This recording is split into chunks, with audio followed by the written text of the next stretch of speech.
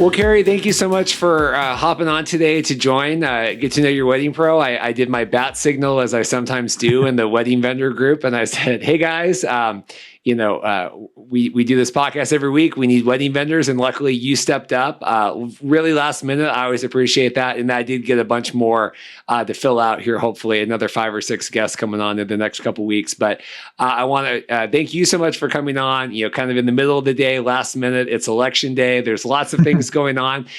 So Carey, thank you so much for joining us. Why don't you introduce yourself and tell us who you are and what you do? Yeah, thanks so much for having me, Reed. I was really excited to get the invite to be on. I am a trumpet player and a musician and a band leader, and I sing and play a little bit of ukulele. And mostly what I do with my time, pre-COVID, was run several different bands. So I run the band Good Company, which is primarily a swing and electro swing group, although we will take whatever covers the client wants. I also run a band called The Chancellors, which is a funk band. It's kind of variable in size, anywhere from like 4 to 11 pieces. And then I play in several other groups around town and do a little bit of booking for different people there. And I do a little bit of promotion work for different bands. Yeah, it's kind of like the jack of all trades, where it's kind of like me, like, have video camera, will travel, where you're kind of on the other side, where you're here. I'm, this musician, I have all these different talents, and then kind of fitting in the different things and kind of filling out the calendar. That sounds similar, but different in the world like that.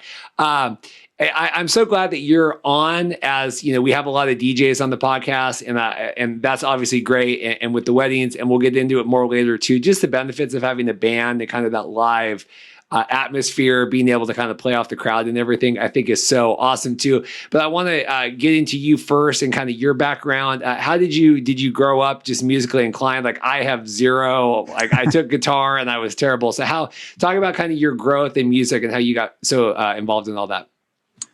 Just as a kid, my family always had music on in the house, all sorts of different types of music. So I've always been really obsessed with music. I got started playing trumpet in elementary school, like a lot of people do. They start up on an instrument to be in band. I started trumpet because I wanted to play drums, and they sat me down at the drum set when they let all the kids try the different things.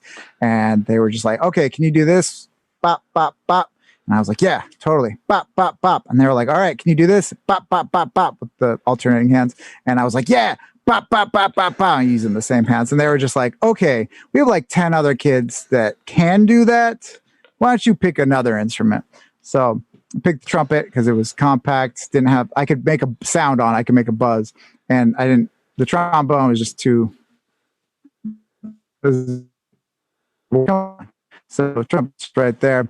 And I went to the University of Washington for orchestral performance, trumpet, but also say jazz. And when I graduated, I just started gigging and eventually just started my own group.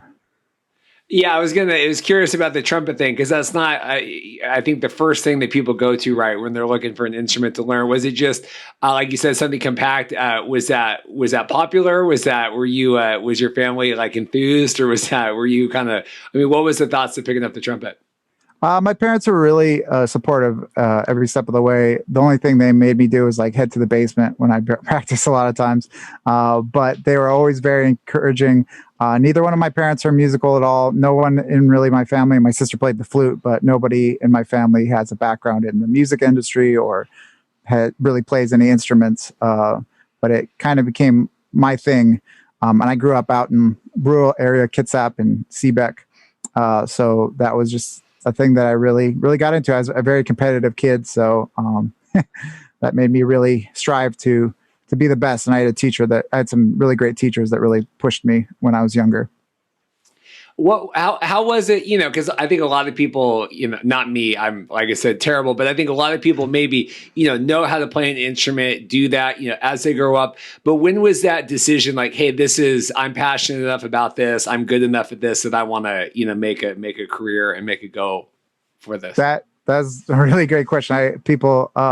The best advice I could give to anybody that might think about a music career is to not do it unless you absolutely feel you have to, because it is a terrible career. So I personally, what that happened for me was, wasn't until, oh, I don't know. That's a really good question. I actually set myself some goals where if by the time I was 30, if I wasn't feeling I was successful to certain levels, that I was going to think about doing another career. I'm very lucky in that my parents have always been very supportive, and didn't, pressure me to get a real job. But yeah, it took a long time for me to be comfortable with this being my career. Now, it really helped that I ended up marrying a very kind woman that took, pity on a poor musician, and has a great job with dental and healthcare and all that good stuff. So I didn't expect. I'm in the garage of my home right now, and I expected to be renting forever on a musician's salary. So it's been an interesting journey, but I would say that everyone should do music if you have an interest in it. Only make it your career if you really feel you can't do anything else. Because I was just talking to my dad earlier about this today. You can have an awesome time playing music, doing it as a hobby, doing it professionally, but not as your full-time income. When it becomes the thing that you're reliant on, it takes on a whole different sort of meaning. So I think it's really great to enjoy music for itself, and only really focus on it as a career if that's it for you. Well, it's interesting because and we do I do a XFL football podcast too with my friend, and we have a lot of these conversations on there too, where there's a lot of guys that want to play football or want to play sports, and the same thing with music, right? Like a lot of people, and it's when is this, how early do you devote yourself to that, and then how long do you ride that career out? Now, obviously, you found a really great place for yourself, but it always is that question when it comes to anything, sports or music or I guess video. So I don't know, but it's always just this question of how long do we go with it before it's it's going or not. So did you enter college and all of this, and you were gung-ho? You said you studied that. I mean, what was the passion behind studying the things that you did and focusing in college on that? Yeah, so I actually got a degree in political science as well as orchestral trumpet performance, with the idea that I would have this real useful other degree to fall back on, which if anybody knows, it's about as useful as I don't know, a CHID degree at comparative history of ideas degree at UW. No offense to anybody at UW that's studying that, but everybody knows that that's not useful. So I actually went into school to study orchestral trumpet with the idea that I would play in orchestras, that I would audition for orchestras and perform in one of them for my living. And it wasn't until about my junior year that I decided I really wasn't interested in doing that. I still get that question to today when I meet people. They go, "Oh, do you play with a symphony?" And I go, "No, I've never played with a symphony, Seattle Symphony, any symphonies really. I probably never will." But there's still that idea of oh, well, how successful can you be? You're not playing with the symphony, right? That's what you studied, right? And I think going back to kind of what we were saying before, I think that myself included, people put a lot of emphasis on, if I'm not doing this, I'm not successful. And for musicians, like we were kind of talking about before, I do a lot of different things. I play in different bands. I run other bands. I do booking. I do promotions. I teach lessons as well. So you have to find what's going to make you happy and what's your definition of success for a musician. For me, I kind of originally was thinking, well, my definition of success was I'm going to be touring all the time and on the road and playing for big bands and doing all this stuff that you see in movies. That's not really super fun all the time. When you're on a tour for several months and you're away from home, and you're eating fast food all the time, I can get old really quickly. So having that definition of what success is for you is really important. And for me, I've kind of come to realize it's doing what I enjoy, which is playing music, but also getting to teach, also getting to work with other artists to help support them, and working with other clients to make their, whether it's corporate or wedding, to make their days really special. So. Well, I think it's so interesting too. And part of it is just the way kind of we are nowadays in society with, everything online and, millennials and people wanting to start their own thing. But I don't know, like when I grew up and it was like, okay, if I'm going to be like a video guy, right, I got to go, like, you have to be in Hollywood or I got to go work in like TV or that's it, right? And now, I can do a video podcast and I can go do weddings and I can go do all this stuff. It's just a lot more different stuff that you can do that's still all in line with what you're passionate about. And it's the same thing, like you said, maybe 20 years ago, 30 years ago, you got to be a musician, you got to be touring around, and that's the only way it's going to be. But you can do a million different things, give back, teach some kids, do all your other things. But then it's just cool. You just have a lot more freedom within the realm of the world that you want to build now, still being involved in what you want to do, but just not being like tied down to one specific thing, if that makes sense. Yeah, absolutely. And in the music just world, that if you're going to do anything like original, then it also gives the opportunity to get that out and build a fan base that you wouldn't necessarily be able to before. Or in the case of like wedding or private event industry, you get to have these connections that you wouldn't necessarily have been able to easily make before. I want to talk about, so you, in one of your bands, you do a lot of jazz, right? You do a lot of things like that. What is it? I do a lot of videos for Seattle Jazz ED or whatever, however you say it. But, they teach a lot of kids and they bring them and they do these concerts and stuff. And what's always cool about that is they're pushing the, camaraderie and the friendships you build and the community and all those things. What is it? Do you enjoy that aspect of music and being engaged with other people, and talk about kind of that community building and what you get from being involved in music, personally? Yeah. So, I don't know that I even really recognize how much how big a part of that is part of my life until COVID happened, honestly, because my typical lifestyle, I'm playing with several different groups on any given week, seeing so many different people. And that was a really, really big wake up call of how much these connections you have playing with other people make your life enjoyable are a part of the career. I think I also kind of experienced that when I finished college, because after I went to the University of Washington, and you're seeing these same people all the time. And then when you finish your school, then it's just you're out in the world. And I didn't really see any of these same musicians that I'd gone to school with and had, a lot of experiences with, unless I was on a gig with them. So making those connections is really important, and is helps us be honestly like grounded and connected to our community. And things like things like this, and reaching out online, being connected, going to each other's shows, and supporting each other is what makes it a strong community, as opposed to just feeling isolated. Because it is a really isolating industry. It can be really overwhelming and late. So I think it's really important to make a concerted effort to, even when you're not playing, like times like now, to reach out and be engaged with each other. When you graduated from college, did you have a plan of what was going to happen next, or was it kind of, and obviously it's okay to not have that, but what was that, the path after college? What was it? Yeah, I was planning in a couple different groups, but I was really relying on other people at that time to make my success happen for me. And it wasn't until I started writing my own music and started my own projects that I felt any sort of agency, that I had a little bit of control of moving myself forward. I remember in my band Good Company, we got a new saxophone player. Our previous one had moved, and he was straight out of Cornish. And after playing the band a couple months, he gave me a call.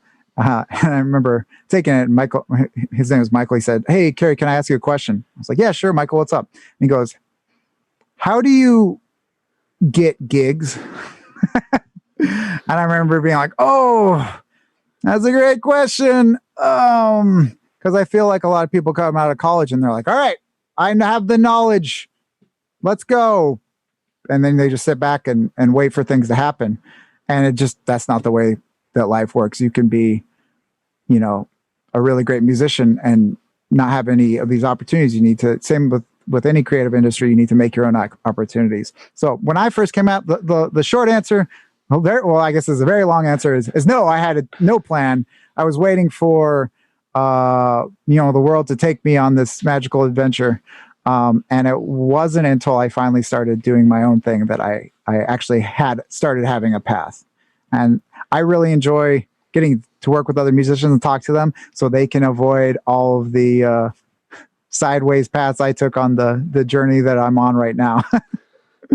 It's so funny that how I do. I think some people, and even like I said, my friend, we do this podcast, and I think he just thinks like I just have my website, right? Like I just made best made videos, and like everything comes, and it's Yeah. it's like no, it's really not, right? And I even think a lot of like my wife's friends and stuff, they think that same thing, like oh, it just all comes, and like they have no idea. It's one thing to to be talented or have a camera or have a business or a business card or whatever, but then you actually have to go like get the stuff.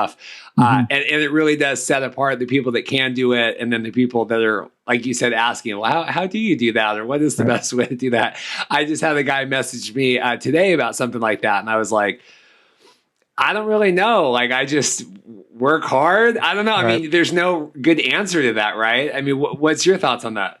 I think that building that reputation is so important because if I have a choice between somebody I've worked with before and somebody I haven't, even though they might be a much better player, I'm always going to go with the person that's the most reliable, because that's in the end of the day, that's way more important than being, technically better at your instrument.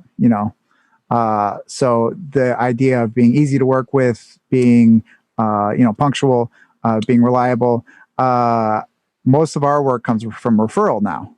When we started out, we were lucky enough that our genre is pretty niche. So we got found, and we still do get found a lot because we're kind of the only band in town doing this specific thing, which is electro swing. But now most of our work really comes from referrals from the people we've worked with in the past. So I think that when you're first starting out and developing that, it's important to take everything you do really seriously, and because you're defining yourself as not just a musician, but also as a person being you're working as a person that's working with others. What was it like? So you're out of college, you're kind of trying to figure it out. I mean, getting into weddings and events and things, right? I mean, that's probably wasn't obviously the first thought. Mm-hmm. I don't think anyone like goes in. Same with like video. I'm going to go be a wedding videographer, right? So, what was it about weddings and events and things like that that drew you in to be involved in those? Yeah. So really, there's just practicality of I want to make a living doing this work. So I think that I had some work. I'd had a lot of work previously being a sideman at weddings. So playing in other bands that were wedding bands, not being the band leader myself.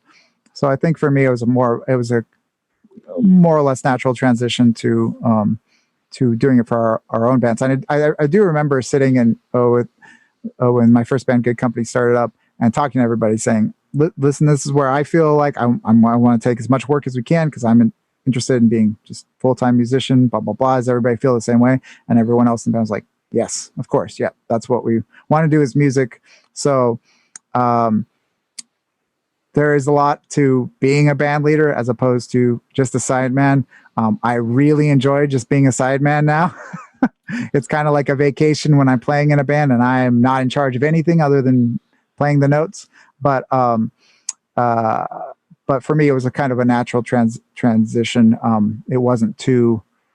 I had the luck of being able to observe what worked and what didn't work for the bands I've played in before. So. Yeah, I was just going to ask about that too, because like I have guys that I send out and whatever, and it's way different when it's your thing and when you're kind of in charge and you're managing the client stuff and all that. So yeah, what is the difference between, like you said, being the side person or being the band leader, and where does that distinction fall?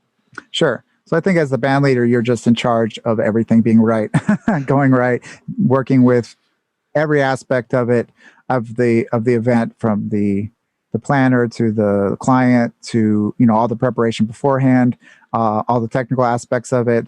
And you've learned to delegate things, even if it's something as simple as setup and breakdown. But really, in the end, like the buck stops with you. So you need to be responsible, a lot more responsible, responsible for a lot more things than if you were just in the band. Do you think that the people, because I know the answer to me, but sometimes it doesn't feel like the people behind you get necessarily all the responsibilities and things, like unless they've been in that situation, Hmm. and it's not. I mean, it's not like a criticism, but it's just like unless you've had your shoes, on the, it's Absolutely. just not the same thing. Do you feel that way? Yeah, absolutely. Not to call out Michael over and over again, but I remember when he first started and we would be packing up and he would just kind of be standing around or, get a drink at the bar after the gig. And we trained him up real good. Be like, Michael, you need to be coiling cables right now. Like, we want to get out of here and you were part of the band. This is part of it. So, but I remember when I first started, I just did everything and everybody else would wander off. And, you learn real quick after you haul out enough speakers that, okay, this, we're gonna have a band meeting and talk about this. But no, it makes sense because unless you, as the band leader, get them involved and talk to them about this, it's not on the forefront of a musician's mind. And the musician's mind is, okay, I played the show, that's it, I'm done. So you have to get them get on the same page in terms of like, okay, this is what it takes to be professional, and this is what it takes to be like a unified group. And a lot of times bands are playing, you're playing as a sub or you're playing as a sideman, or you're playing for a group that's out of town, and you don't have that same connection. And I think that going back to separating yourself out from other people, or when you're first starting out, if I hire a drummer and that drummer is showing up on time, helping pack out, is asking me if I need anything, I'm going to be like, I'm going to work with this drummer again. That was awesome. Every time he's going to be first call on my list. So it's so much more than just the music aspect of it to be successful. And it's not, nothing, no secrets really. It's just like being helpful, being a good person, all that good stuff. Thinking about how you can make your band leader, or you can make the event better. It's so funny. I have one of the kids that works for me, Matthew. He's younger, but he kind of delayed, went to college. Like he took a couple years off, and I'm like so OCD when it comes to like everything, but just like painfully OCD when it comes to like everything in the world. It's so bad, and everyone that works for me hates it because they just sit there while I put everything away, and it's so bad. But his friend who also works for me was telling me that because he went away to the East Coast to go to film school. And a lot of the kids he works with now are either his age or younger, but they haven't, because like Matthew's been doing weddings for me for like 5 years and they just don't have that experience, right? And so now they're getting to be like, they're shooting with like cameras and doing all these things. And he's now being like the OCD one for them, like showing them how to like take care of everything and, set up everything correctly and put everything away correctly, like all those things, because, that's what he was taught, right? And a lot of those people. And so he goes, yeah, like actually that was, Reed's lessons over the years, I guess, did finally pay off as opposed to just annoying it. But because it is, I mean, you get all these different people in like a band and you gotta, people have different attentions to detail and different work ethics and different things. And it's interesting that way. I was going to ask you when you were talking about doing the, hey, we're going to focus on weddings and things like that. Do you ever get any pushback where people are like, well, I just want to do music, but like, I don't want to do weddings, or I don't want to do, or is everyone just really wanting to practice their craft and be involved in that? No, sure. I've had musicians before, and I think it's still an issue of not as, well, we tend to have really busy seasons. And so by the end of the season, I think some fatigue can set in, and, we've had musicians in the past that have not taken it seriously, and I think that you have to. I'm lucky right now because most of Good Company is also lead their own bands as well, so they have a lot of experience knowing what it's like being the band leader, and they after playing for so long together, they understand how things that people might not think are very important at the time really are important and really can lead to either further success or a bad reputation. So, but no, for sure, we've had instances where people are either burned out or just not as into it. And I think it's important to recognize that and important to address it and not just ignore it.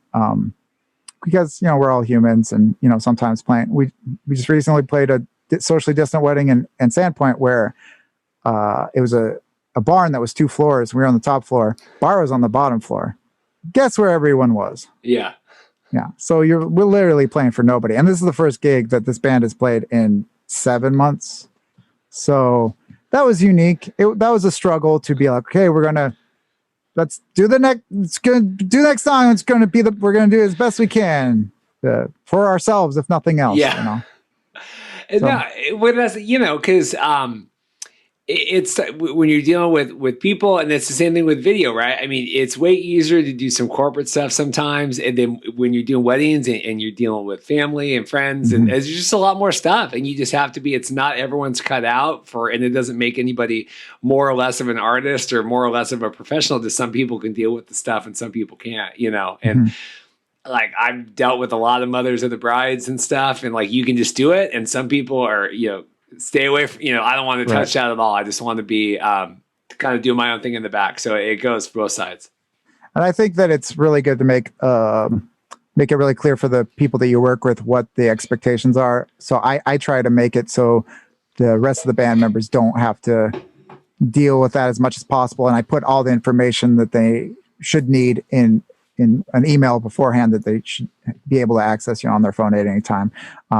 But I try to take the front of like, okay, like if there's a problem, just find me or call me or text me. You shouldn't have to be responsible for this. And that allows them to not focus on something that they might not have all the information about or have, as much experience on. Or they say the wrong thing, right? They don't have the right answer. And you're like, no, like I told you that it was supposed to be. Yeah. I want to talk about if you're, obviously a lot of DJs at weddings, right? There always needs to be someone kind of in charge, or a band kind of, flow, or, what's happening, whatever. But if I'm a couple or, or a vendor wanting to work with like your band versus like, a DJ, whatever, like what does that process look like? How does that go to hire you guys? And I guess, and I know the benefits from a videographer that films receptions and likes to get a lot of happy people dancing and things like that and a lot of motion, but talk about some of the benefits of hiring the band too versus just having like a DJ in the corner. Sure. So I think that for some weddings, a lot of events, the DJs are amazing, and like not necessarily a band is not always the best choice. I DJ as well, and there are some times where I'm like, we'll play gigs or something. I'm like, you know what, they want to hear X, Y, and Z, which they just hired a swing band to play, and we're getting people come up requesting Lady Gaga and Macklemore and blah blah blah, and it's like, you really should, if this crowd wants a DJ, not a swing band. I don't care that it's a 20s themed event. Like when nobody's dressed like the 20s or whatever, you kind of missed your mark here. So I think the benefit of having a band as opposed to DJ is just that interactivity and that energy that can be brought by live music, with and the ability, just the also the personification of a band. Of it can be such a personal thing, especially for a wedding. It's I remember the band at my wedding. I probably wouldn't remember a playlist, and just that it can add a lot of extra specialness, I would say. And that's if you get a good band and you have good communication with them. And that's one thing that I take really seriously and work really hard to do before the wedding begins is communicate with the clients I'm working with to make sure that I am doing exactly what they want, that I'm providing the specialness that they want. It's not about me. And I think a lot of musicians and bands don't realize that you're there to make an amazing experience for your client. I think a lot of bands think about it as we're awesome and we're giving a show and you're lucky to have our awesomeness. And I think that's just not the right approach. So I know a lot of musicians that when they get wedding requests, they tend to grumble about it and think about it as like, we don't want to do it. That's not what we do. Whereas you could think about it as like, okay, this is a song that's really special for you, and we're getting to play it for you kind of turning it around and being like, this is all about you. Let's figure out how we can make this just amazing for you. That being said, if you want to hear like Frank Sinatra for your first dance, and you got it in your head, I'm not going to sing like Frank Sinatra. We're going to play we will play the pre-recorded Frank Sinatra. If you want Frank Sinatra, you should play Frank Sinatra. You know what I'm saying? We get that a lot, and I will actually recommend to brides and grooms that, hey, maybe we should play the original. If you've got a special dance already worked out to it, and you love Frank Sinatra, let's do the original recording of that. Well, we can certainly play a cover of it for you, but it's going to be a little bit different. It's not going to be maybe what you would have in your mind. So, yeah, it's interesting because we don't have bands at as many weddings as I would probably like, but the ones that we do, the couples are really invested, right? It's really, nobody just is like, oh yeah, we'll just go hire a band. Like it's a thing, and they do the research, and they find the people that they like, and the music that they like, and the personality and the show. And so it's a really personal thing. And all the ones that I've done, it's a focal point of the reception, right? It's a focal point of what they care about. It is. They want to entertain their guests. They want them to have a good time. And so, yeah, like you said, you want somebody that's going to be good at that communication, making sure all the different, what are they looking for? What do they want to see out of everything? Because nobody hires a wedding band just on a whim, I don't think, right? It really is a personal decision. We really, really try to be as flexible as possible as well. So we perform a lot of times for the ceremony, for the cocktail hour, as well as the after party. And we try to offer as many different options for performance as well. So like we started off a swing band. Most of our music was electro swing or swing. But over the years, we've added a huge catalog of just crowd favorites and top 40 and pop and rock and funk and all that stuff. So that's one thing that I think it's really important if you're going to be a good wedding band, is you want the people you're performing for to have a good time. And that kind of goes back to it's all about the people you're performing for. And so like, if that means, not playing your original music, if you're an original band, if that means taking a cover that maybe not your favorite song, I think it needs to be more important to you to make the people happy. If that makes sense. Well, it's just tough. And then that was kind of to one of your questions before I was going to ask, because a lot of times with bands, yeah, you are, you're hired as the thing people come to see, it is the focal point. And with the wedding, it's not your day, right? And it is that balance. And that goes for any vendor, right? Like I might have decisions as a videographer that disagree with what my couple wants, right? It goes for all different. It's not just a band specific thing, but where a lot of the time, I think a band is hired to be more of that focal point. And like you said, it is that remembering that, you're brought there and it's kind of a part of, their day. It's just tough. It's a tough balance because I see decisions all the time that I wouldn't make, in terms of timeline or aesthetics or whatever else, but it's not, I'm never usually on that other side where I think with a band, maybe sometimes you are on the other side to see what it feels like, And the one thing I would always say, going back to like decisions that are made, I would say the most important thing you can get for your wedding, not the band, not the videographer. No offense, videographer is awesome, but is a wedding planner and a day of coordinator. A lot of times, I'm sure this has happened to you. The wedding won't have a day of coordinator, and so you become the day of coordinator. And I've had brides and grooms come up to me and be like, "Should we do the cake cutting now? Should we do this now?" I'm like, I don't know. This is your wedding. Like, I don't know how your day is. I don't know all the details of it. I don't really know the people that are here. I've just met them, So yeah, I would say that's the most stressful thing for me, is when I become a de facto day of coordinator, because it really affects everyone's enjoyment for the day, being able to do their job properly. Well, and especially as the band leader, like you said, you would be kind of the de facto, like, hey, what's going, you're in charge, right? Like, what are we supposed to do? And you're like, well, no, actually, I have about a million things I'm trying to get going, with the band, and we got kind of a lot of other stuff. But yeah, it's not, you don't want to be put in that situation. Absolutely. I learned really early to ask a lot of questions, such as like, do you have a day of coordinator? And I might even make a subtle like, hey, you don't have to, you don't even have to hire one, but if you have a bridesmaid that's particularly organized, you have a schedule for them. We've played weddings where, we hired to play for 4 hours and we end up playing for 45 minutes because speeches went forever, or this didn't get to here. We're still waiting on this or that. And for us, it's like we have loved to have played for you more, but this is what it is. I was going to say there was so I think day of coordinators worth their weight in gold. No, we've definitely had that. And I was trying to remember because we've had a couple of, and I know that we've done, I swear, even when you came on the podcast before, I know that I've done one with you guys and the name's so familiar. I was trying to even look at my notes here, but I've had that. I've had that really nice weddings with bands. And yeah, like you said, the speeches are going long or, something's up with dinner.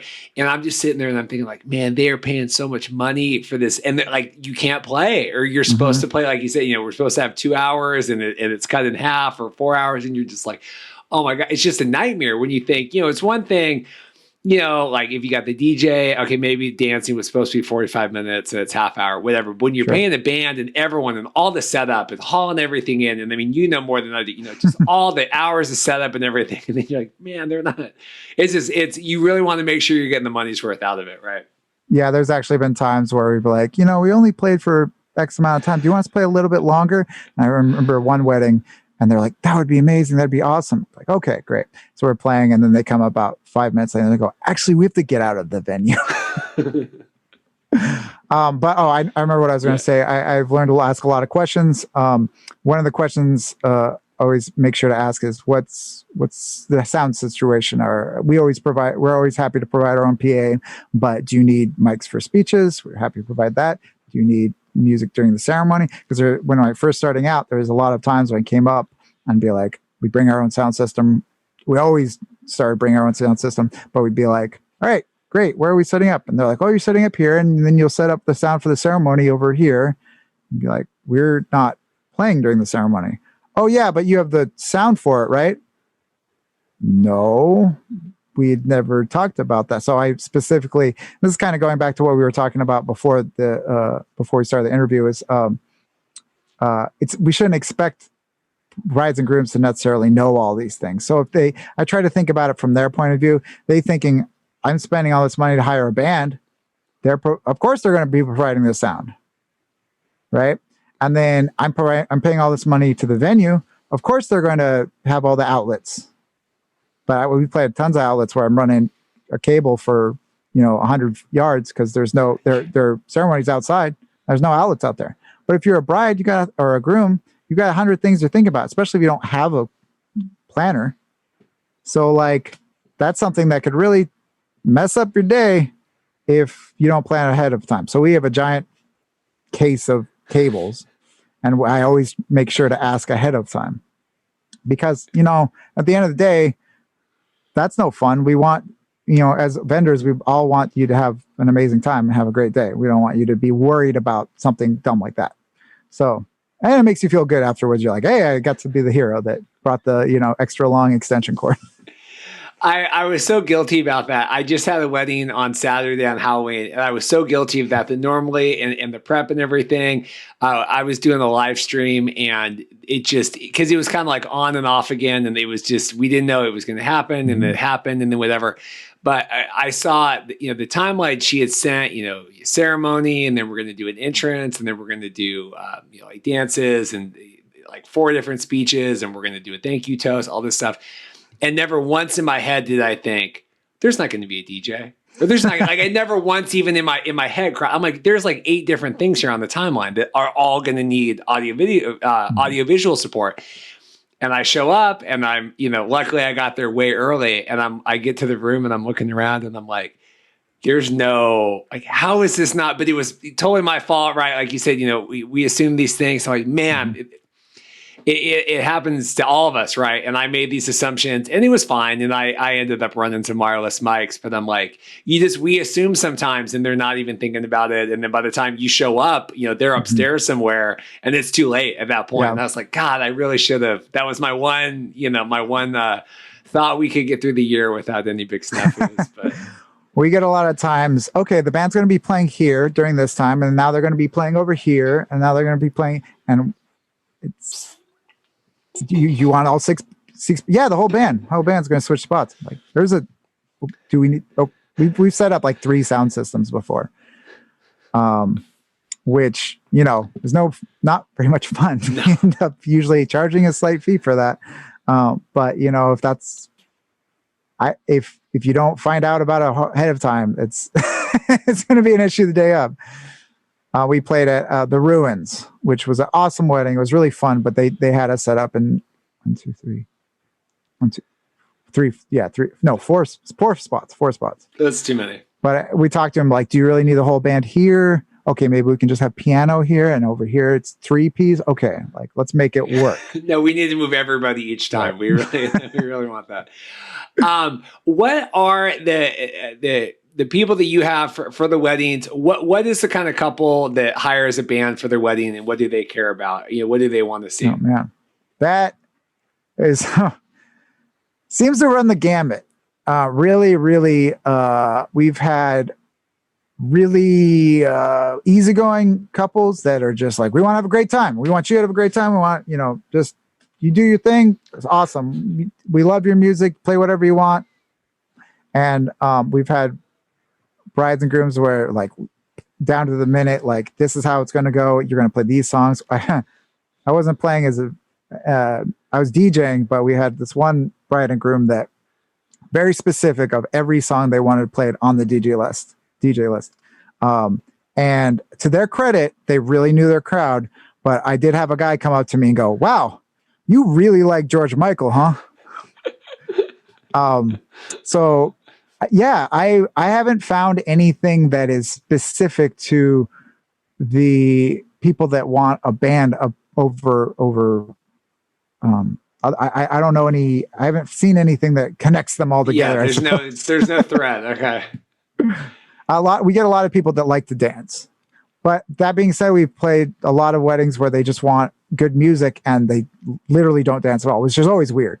And happens more often than not in Seattle, as I'm sure you're aware of the or more, I would say the most often is nobody dances, and they've had enough drinks at the bar that everyone dances. We saw my lifelong goal back in February before all this happened. It seems like 10 years ago. We went and saw Michael Bolton play at the Tulalip Casino, and that was like nice. I drove my wife, but you couldn't dance at all. That it was because it's all the old people and it's all like they're all wheelchairs and like canes and stuff, but you couldn't dance at all. Like if you stood up, they would have to ask you to leave. And my wife was like, "What is happening?" Like you said, they just want to like listen to good music and not dance, and it is very challenging for a lot of people that really would like to dance and be engaged and all that. So, yeah.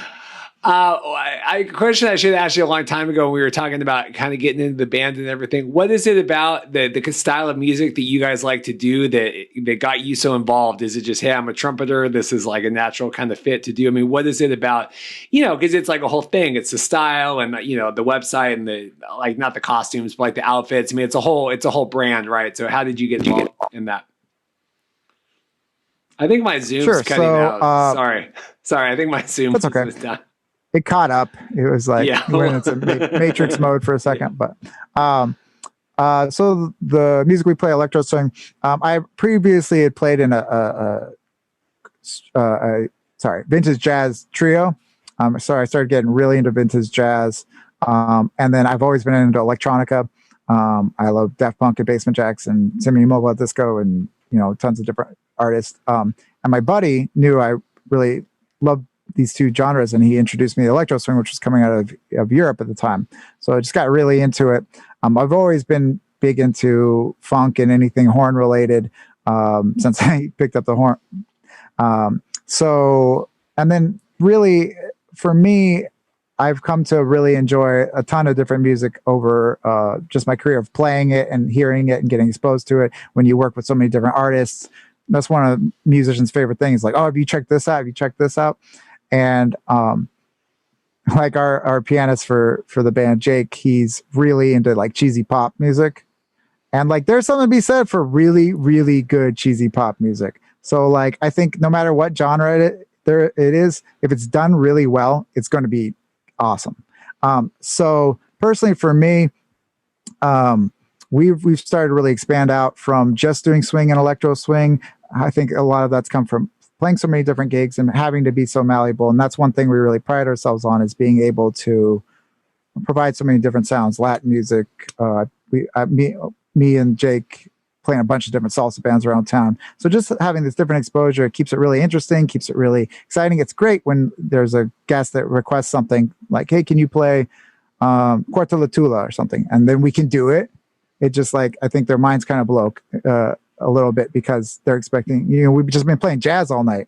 And then you're able to play, Uptown Funk or something that, people love. It's a great tune. Maybe a little bit overdone at this point, but see, people still love it, right? Because you're at a party. So, and you can do it, it's fun. That's really fun. So yeah.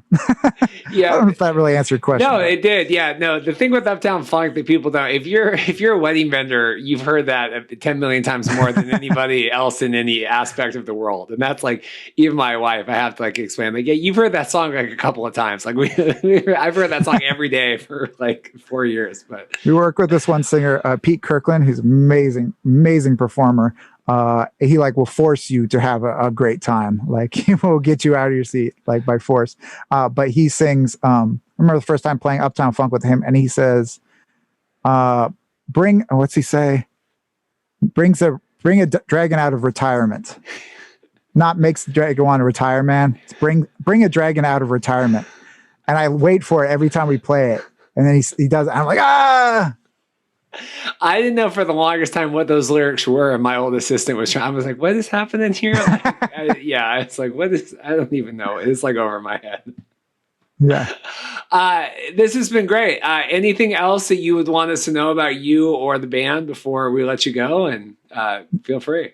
Yeah, so right now I'm working with our web developer to create a new website that's going to combine all of the things that we do. Like I mentioned before, I run the band The Chancellors, but I also run Good Company. I also play in a bunch of salsa bands, and we also do karaoke, and we do a DJ.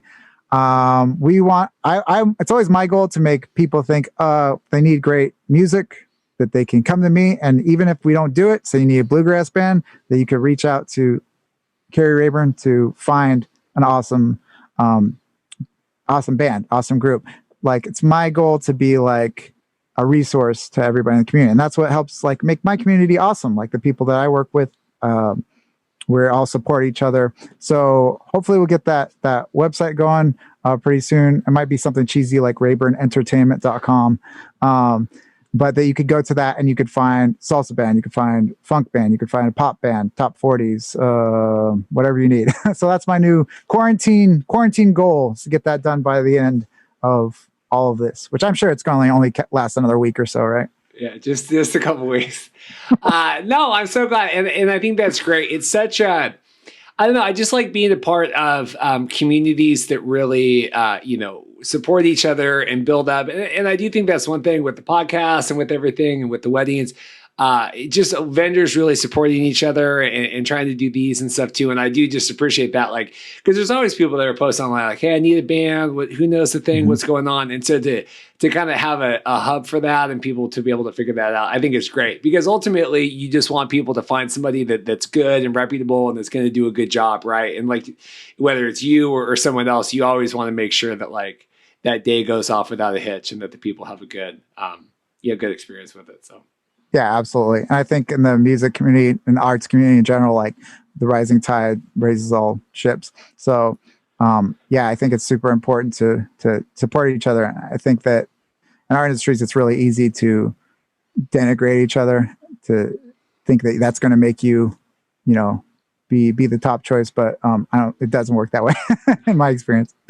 No, free. And I just was just having a conversation with someone yesterday. And it's just like people trying to give away free stuff and like you said, denigrate or whatever. Like it just, no, it's the rising tide helps everybody. And you don't want to go, you want to help support everybody and keep everybody at a level, I think is really important. So you killed it, man. I really appreciate you coming on today, last minute. And I'm glad to make this connection.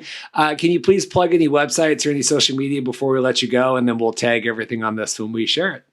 Yeah, absolutely. And thanks so much again, Reed, for having me on. This has been super fun. The websites that we have are goodcomusic.com. Goodco.com was already taken. So it's goodcomusic.com. You can go to thechancellor'sband.com.